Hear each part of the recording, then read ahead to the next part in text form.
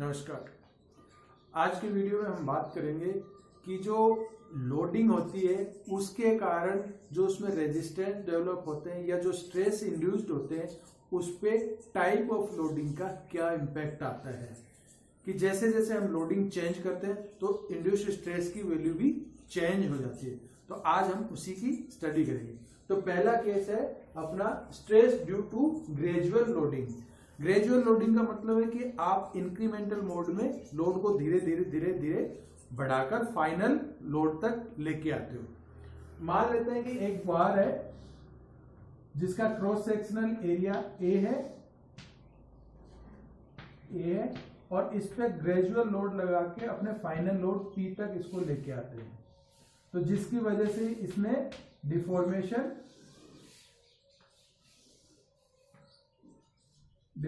होता है डेल्टा। ये इसका फाइनल डिफॉर्मेशन है। तो एक्सटर्नल लोड के द्वारा बार पर किया गया कार्य कितना है? Load into deformation. तो वर्क डन इक्वल्स टू हो गया एक पी इंटू डेल्टा। अब ये P कितनी देर तक लग रहा है, ये अपने देखते हैं। फाइनल P की वैल्यू कहां से अटेन होंगी? ये है और ये P है। धीरे धीरे आपने इसको इस वैल्यू तक लेके आए हैं और इस वैल्यू पे आपका डिफॉर्मेशन आया डेल्टा। तो ये आपका ये तो एवरेज लोड कितना है? इस पे 0 से P तक गया है। तो इस पे वर्क डन कितना हुआ? 1/2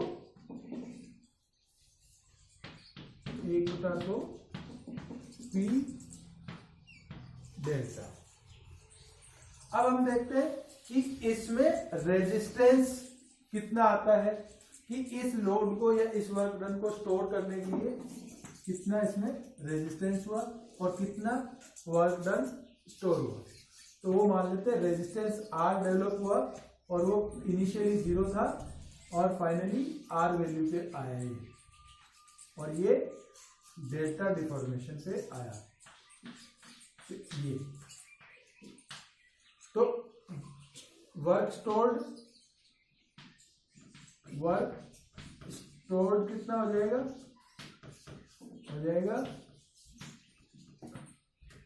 1/2 R डेल्टा। और रेजिस्टेंस फोर्स क्या है? R इक्वल्स टू है stress into cross sectional area. तो ये हो जाएगा 1/2 P A डेल्टा। ये नंबर 2 इक्वेशन और ये 1 नंबर। अब वर्क डन और वर्क स्टोर्ड दोनों बराबर हैं, इसलिए दोनों को इक्वेट करते हैं। तो work stored equal to work done. तो 1/2 P A delta equal to P A P delta से डेल्टा कैंसिल आउट हो गया। 1/2 से 1/2 कैंसिल हो गया। तो स्ट्रेस जो है वो है P/A। तो हम कह सकते हैं कि ग्रेजुअल लोडिंग में जो स्ट्रेस इंड्यूस्ड होंगे वो होंगे P equal to load divided by cross sectional area. ये अपनी इक्वेशन A हो गई। तो ये तो हो गई इसमें स्ट्रेस इंड्यूस्ड। अब बात करते हैं कि ये जो लोडिंग है ये अपने सारा का सारा लोड एक साथ ही इस पे आ जाए, यानी कि जो पूरा का पूरा लोड है P वो इंस्टेंटली इस पे बार पे आ जाए। तो क्या होगा? तो उसमें क्या होगा कि वेरी फर्स्ट मोमेंट से ही आपने full flash load P applied कर दिया, और ये फाइनली जब तक ये डेल्टा डिफॉर्मेशन नहीं हुआ, जब तक ये चलता रहा, ये P है और ये 0। तो अब इस केस में क्या होगा, जब आप सडनली सारा का सारा लोड अप्लाई कर देते हो तो ये हो जाएगा सडनली अप्लाइड लोड।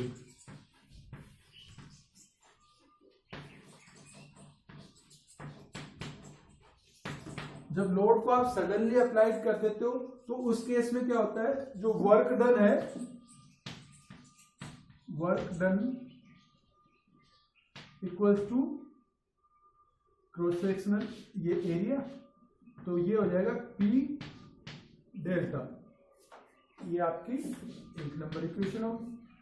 अब इस लोड के कारण इसमें जो रेजिस्टेंस डेवलप हो रहा है वो तो 0 से R तक ही जा रहा है। इनिशियली 0 था, लेकिन वो धीरे धीरे बढ़ता बढ़ता R तक आया। तो आपका जो स्टोर्ड एनर्जी होगी या स्टोर्ड वर्क डन होगा,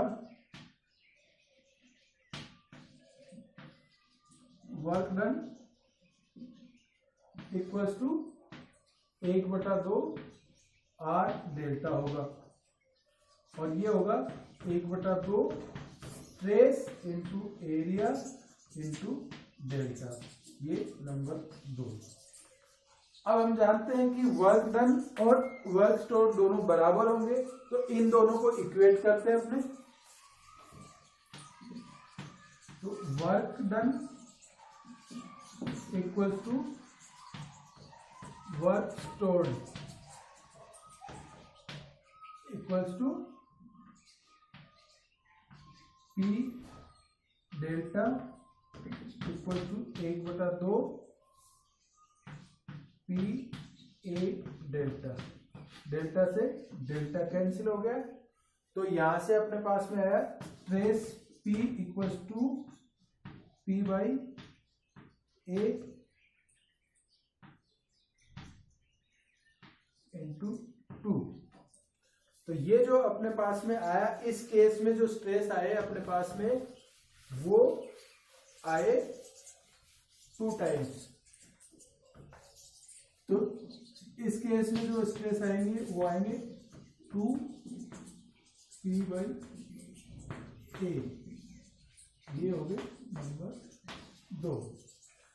जैसे ही हम सडन लोड अप्लाइड करते हैं या सडनली लोड अप्लाइड करते हैं तो उसमें जो इंड्यूस्ड होने वाले स्ट्रेस है वो ग्रेजुअली अप्लाइड लोड में जो स्ट्रेस इंड्यूस होते हैं उनसे दुगने होते हैं, यानी कि उस मटेरियल में डबल स्ट्रेस इंड्यूस्ड होंगे, यानी कि वो दुगना स्ट्रेस होगा जब अपने सेम मैग्नीट्यूड के लोड को सडनली अप्लाइड कर देंगे तो वो उसमें डबल स्ट्रेस इंड्यूस करेगा। तो यहां हम देखते हैं कि लोड वही है, P है, लेकिन एक केस में जब हम उसको ग्रेजुअली अप्लाई कर रहे हैं तो उसमें स्ट्रेस ये आ रहे हैं, और जब उसी लोड को अपने सडनली अप्लाइड कर दिया तो उसमें स्ट्रेस बढ़ के 2 गुने हो गए। तो इसलिए टाइप ऑफ लोडिंग के कारण भी स्ट्रेस पैटर्न चेंज होता है, वो भी अपने को ध्यान रखना है। Thank you.